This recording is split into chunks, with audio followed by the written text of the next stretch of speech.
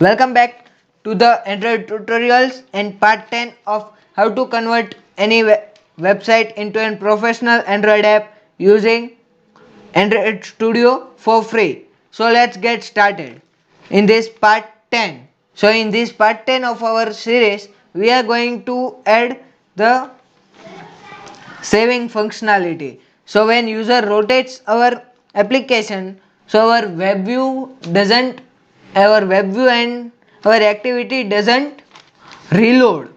Instead of it, we are going to save the state of our activity. So first of all, we have to start our Android tutorial. So let's get started. So first of all, we are going to close all the activities which are open because this is creating lot of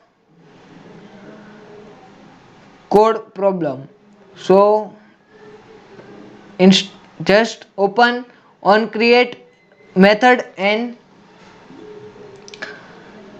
one new method which will be created here. So first let's check. So yeah, this is now okay. So first of all, we are going to add one method to our application. So that method name is on save instance state.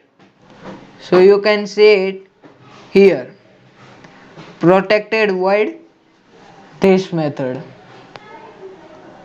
So here this method is created. Now what we have to save? So we have to save our web view. So you have to write web view dot what next, save state. So save state. Now here we have to pass the bundle. So our bundle name is out state. So we have to write out state. Then we have to close it. So web view is our website which are loading in it. So you can see our previous video to know more about it. We had created the 9 more videos about this series where we are converting the website to a professional Android app with some splash screen animations and not, notification analytics and many more things with download functionalities and many more. You can check out that full playlist and the link of that playlist will be given in the description. And now to move forward, we had save the states on instant state. Now in our on create method, top of our settings which we had created in our previous video, check out from the description. Here we are going to write one method, that is if our application save instance state. Now this bundle came from on create method, you can check out here. So here in on create method there is one bundle. So from there we had written this and we had written that if it is not equal to null, then what we have to do, web view dot restore. Now here we are restoring our web view. So web view dot restore state, and here we have to pass our state, that is saved instance layout. And if it is not, then we have to write one else method to it and then start the else method and close it below check connection. So here we are closing it. So here we have created our rotation problem solved. Now we have to run our Android application to see what changes occur.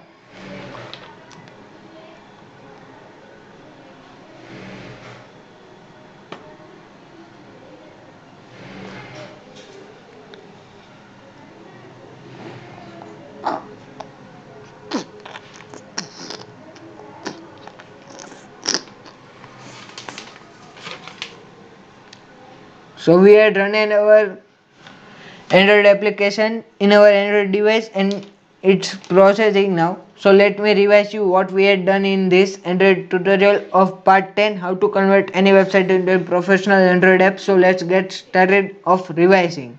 So first of all, we had closed all our extra codes. You can see it here. Check connection on back press.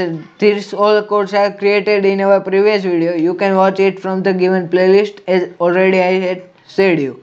And in this we are going to override one method that name is onSaveInstance state method. Here we are just saving our bundle when some changes is occur in our web view. So we had written webview.saveState and here we had passed the bundle out state. Now this out state is come from this our bundle name, our bundle parameter out state. So you can check it out. Then we are going to move to our onCreate method, and in that onCreate method below our check connection method and our web view settings, you have to write if save instance state is not equal to null, then we have to write webview.restore state, and we had created save instant state, and here we had written else statement. Then if webview is getting settings of our script, some loading our images automatically, loading our overview mode, use wide view report and DOM storage enable, and check connection method. These many things we have to write in our else statement. And if you don't know this check connection method, then I am just showing you what it is. So here we are checking the user's connection if connectivity manager dot get connectivity service, and if the user is connected with Wi-Fi, then we are simply writing and storing that network information in our this Wi-Fi variable. Then we had written get network info, and same as it is in that second line of code, we had written it for mobile network. Then we had created the string of our web page and written if Wi-Fi is connected and mobile network is connected to it, then we are loading web view and setting its visibility to visible, otherwise it should be gone. Then we are creating our next things, which is webview.setVisibility as copied of that. Then we have created webview. It should be gone when the network is not available and visible our no internet connection screen. So this was our revise of our part 10. So now let me show you what changes occur in our application. So it says some error is generated.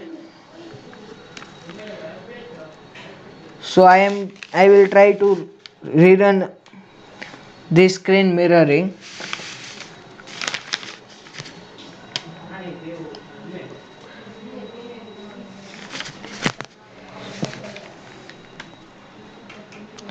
So here